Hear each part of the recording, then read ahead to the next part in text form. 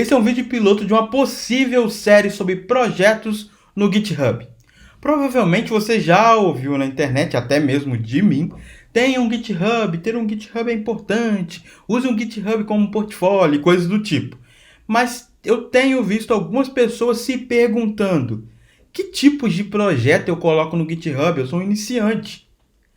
Ou será que esses meus projetos são legais? O que eu posso fazer para melhorar esses meus projetos e aprender com o meu próprio projeto?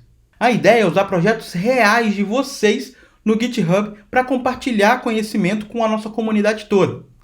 Eu vou usar esses projetos, eu vou baixar eles para minha máquina e eu vou apontar coisas legais nesses projetos para as outras pessoas se espelharem e coisas para se melhorar no projeto. Talvez eu interaja com o projeto abrindo issues, talvez abrindo pull requests ou somente comentando aqui mesmo em vídeo. Vai depender de caso para caso. Então, se durante esse vídeo você gostar desse tipo de conteúdo, deixa um joinha e manda um link de um projeto seu no GitHub para eu poder fazer um outro vídeo sobre esse seu projeto.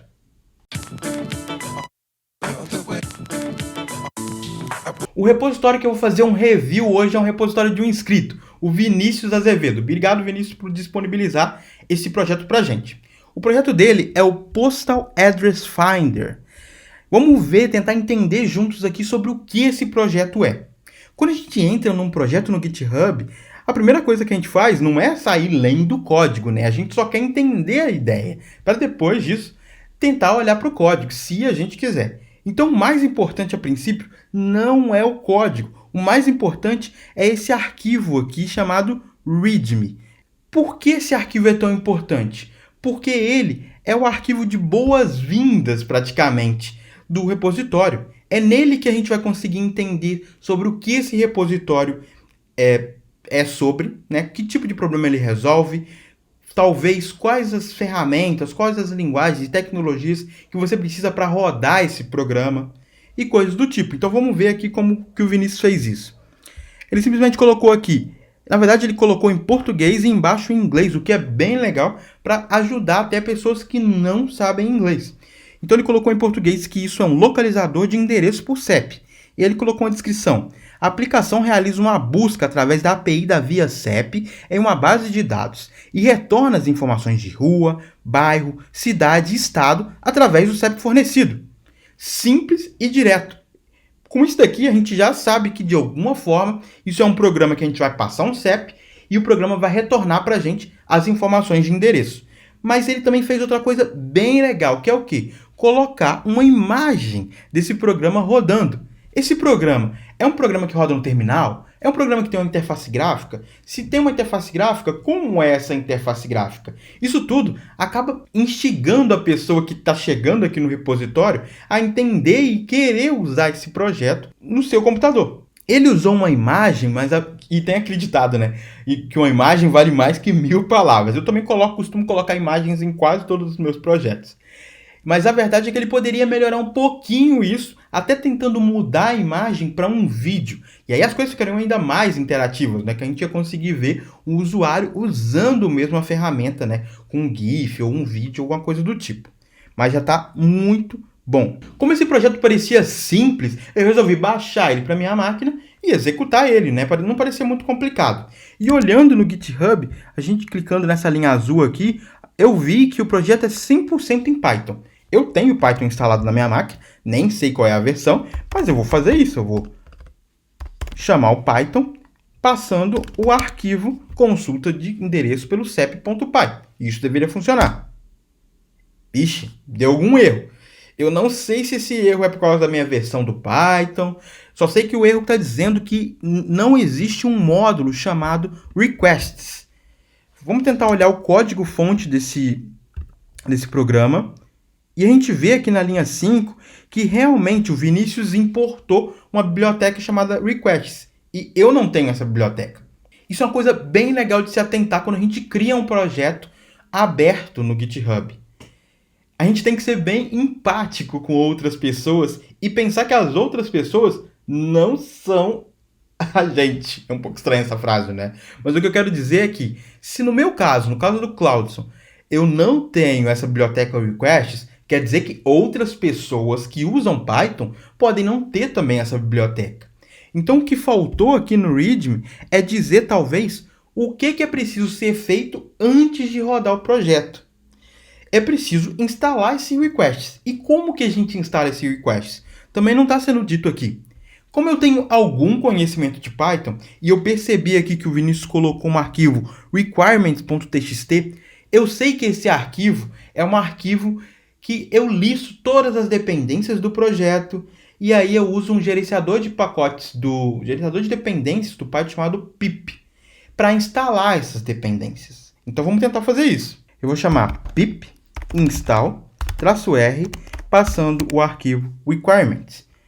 Isso deveria o quê? Isso deveria instalar, e foi isso que aconteceu, a biblioteca requests. Então agora a gente pode de novo tentar rodar o nosso programa. Funcionou! Então só estava faltando isso, só estava faltando indicar lá no README que é preciso fazer essa etapa do pip antes de rodar o projeto. Porque, de novo, a gente tem que ter empático. A gente tem que perceber que talvez a pessoa que esteja baixando o nosso projeto não sabe o que é pip, não sabe como, nunca trabalhou com Python, então a gente tem que pensar nesses cenários. Parece que com isso a gente encontrou uma oportunidade de contribuir com o projeto do Vinícius. A gente pode simplesmente editar esse arquivo README e fazer um pull request para eles, colocando essas instruções do pip. Vamos tentar fazer isso? Então essa é uma instrução simples dizendo o que é preciso para rodar esse programa e como rodar esse programa. Vamos copiar isso daqui, já que a gente tem uma seção em inglês, e vamos colocar isso na seção em inglês também. Requirements e how to run.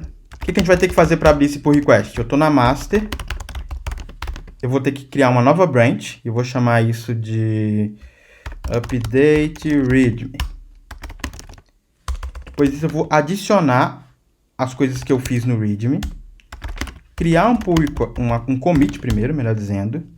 Eu vou lá no projeto dele só para dar uma olhada nos últimos commits e ver se ele está commitando em português ou em inglês. Só para tentar manter um padrão. Ele está commitando em inglês. Então eu vou tentar colocar aqui update readme with instructions about how to run.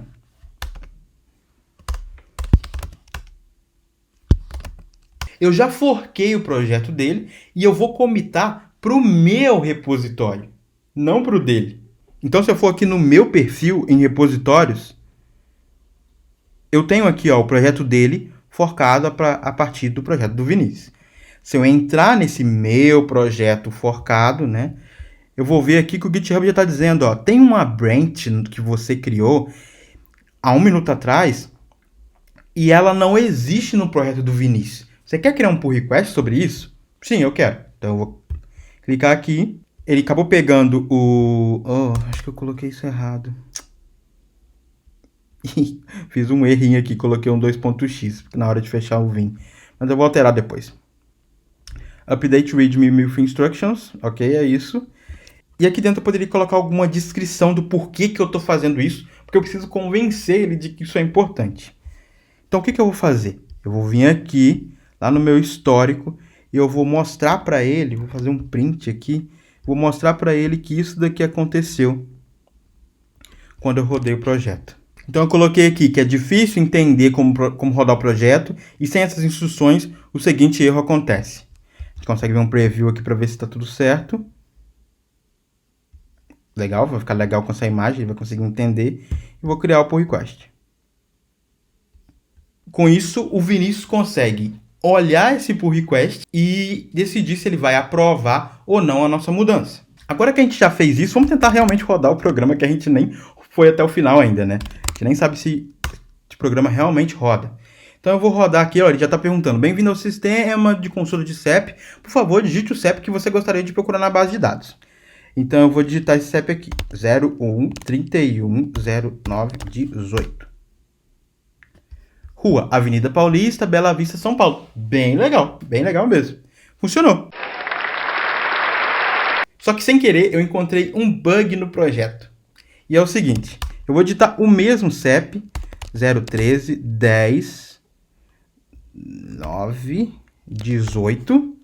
Só que eu vou colocar um espaço no final dele. Um espaço. Não foi possível acessar o CEP. Por favor, verifique o número novamente. O CEP é o mesmo, só que um deles tem um espaço e o outro não. Isso também parece algo simples de se corrigir. Vamos tentar criar um outro pull request? Vamos.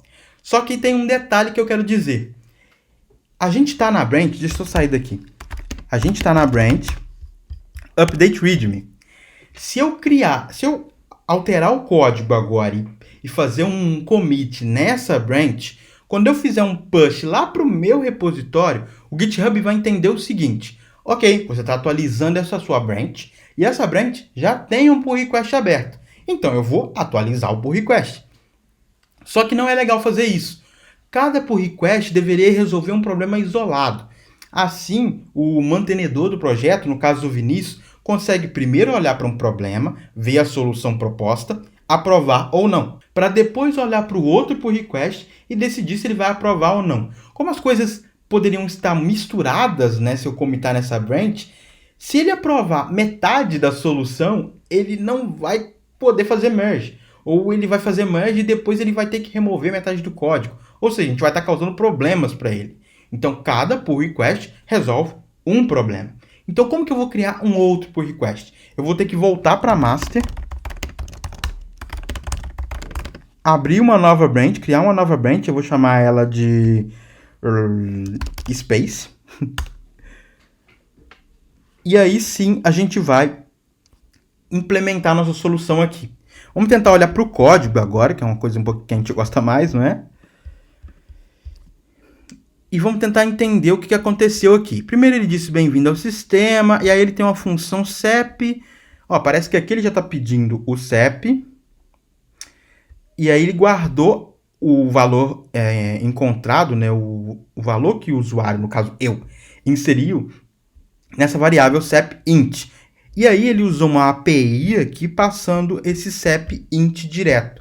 Só que o que aconteceu é que esse CEP_int tem um espaço no final e aí essa URL pode não fazer sentido lá para o servidor. Então o que a gente vai fazer? A gente precisa remover os espaços, tanto do começo quanto do final, que a gente chama de trim. Mas aqui no Python, eu dei uma pesquisada antes, porque com certeza eu não ia saber disso de cor. Aparentemente, o método, a função que faz isso é a strip. Então eu vou fazer .strip e isso deveria remover os espaços, tanto do começo quanto do final. Vamos tentar rodar de novo.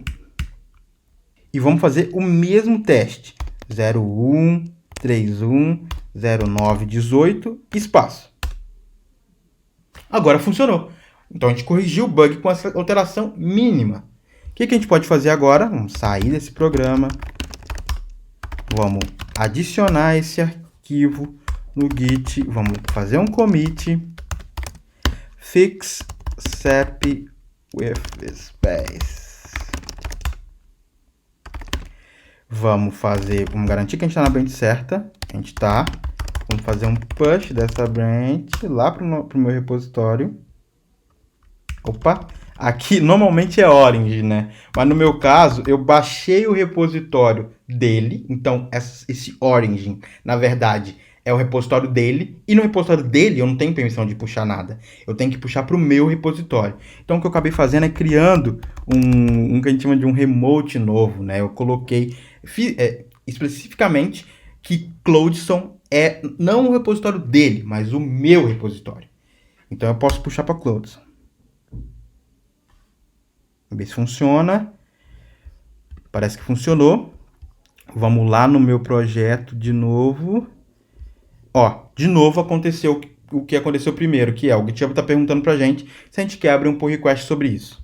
Agora a gente vai fazer exatamente a mesma coisa. Eu vou vir aqui, colocar uma descrição melhor e agora o Vinícius tem 2 pull requests abertos. E ele pode decidir se ele quer aprovar um ou outro, ou se ele não quer aprovar nenhum, ou se ele quer aprovar todos. Para terminar esse vídeo, eu vou deixar um outro bug que eu encontrei realmente sem querer, eu juro, no projeto. E eu vou deixar para você contribuir lá no projeto do Vinícius. O bug é praticamente o seguinte. Eu vim aqui, rodei o projeto e eu coloquei o CEP da minha cidade natal, Muriaé, Minas Gerais, no Brasil, obviamente. E o CEP é 36.880.000. quando eu passo esse número, o programa quebra. A gente viu que o programa até agora estava bem elegante e mostrando, não encontrei esse endereço. Mas nesse caso aqui eu não sei o que aconteceu. Eu juro que esse endereço existe. E ele existe não só para uma rua. Esse deve ser o ponto. Esse CEP aí representa a minha cidade inteira. Minha cidade não é muito grande, né? 100 mil habitantes. E aí pode ser que essa API não se comportou muito bem e entregou um JSON errado ou que não casava com o nosso código Python aqui. Então a recomendação é que você teste esse comportamento na sua máquina e tente corrigir esse problema e faça um pull request lá para o Vinícius. Eu espero que vocês tenham gostado desse tipo de conteúdo. O Vinícius tem vários outros projetos bem legais e eu vou deixar o link para o GitHub dele aqui na descrição.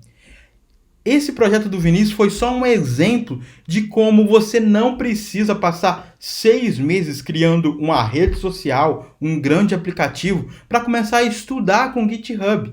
Você pode resolver problemas isolados e pequenos e mesmo assim tratar eles como grandes projetos e aprender coisas que vão te ajudar muito quando você entrar no mercado de trabalho ou até na sua própria experiência atual no mercado. No mais, não esquece de deixar um joinha nesse vídeo e me mandar os seus projetos se você estiver interessado num review deles. E a gente se vê no próximo vídeo aqui do canal. Tchau!